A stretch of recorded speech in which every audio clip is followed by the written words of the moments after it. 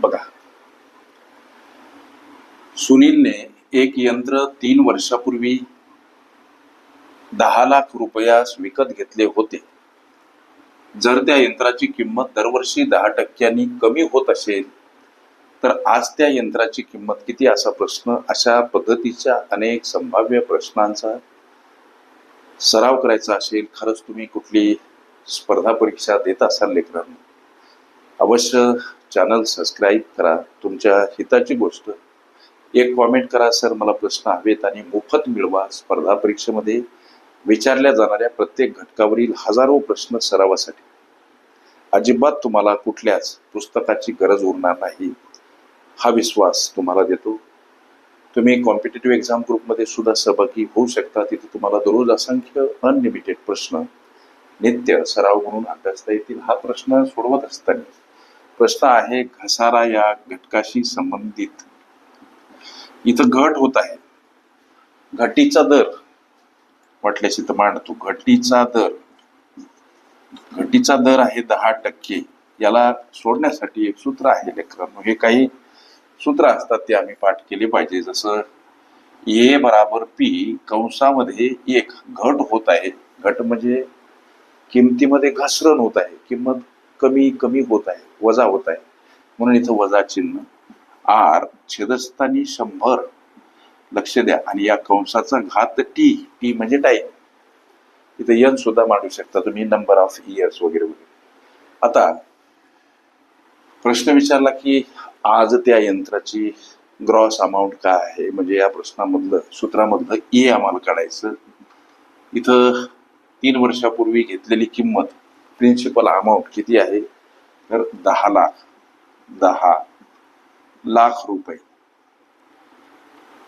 एक वजा घटीचा दर आहे लेकरांनो 10%, छेदस्थानी 100. आणि आज त्या यंत्राची किंमत विचारली आपल्याला. यंत्र घेतलेलं हे 3 वर्षापूर्वी आणि किंमत विचारली आजची. याचा अर्थ टीच्या ठिकाणी टाइम म्हणजे काळ अर्थात मुदत मांडायची किती, तर 3. ए बराबर हे 10 लाख. 10 1 10 10 2 10 10 100 म्हणजे 1 वजा 10 1 10 10 10 100. याचा अर्थ 1/10 कंसाचा घात 3. ए बराबर 10 लाख कंसामध्ये 1 वजा 1/10. याचा अर्थ पूर्णांक युक्त अपूर्णांक याचं अंशाधिक रूपांतरण करत असताना छेदाने पूर्णांकाला गुणणे, वजा असेल अंश वजा करणे, छेदस्थानी छेद जसाच्या तसा मांडणे. म्हणजे 10 1 10 आणि त्याच्यातून 1 गेला 9. छेदस्थानी छेद जसाच्या तसा मांडा. कंसाचा घात 3 आहे.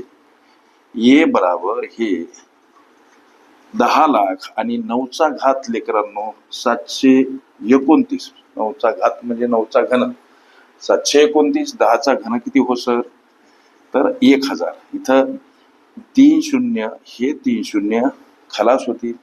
उरले काय, तर ए बराबर इथं 1000 त्याच्यासोबत गुणीला 729. याचा अर्थ ए बराबर 729 वर 3 शून्य देऊन टाका.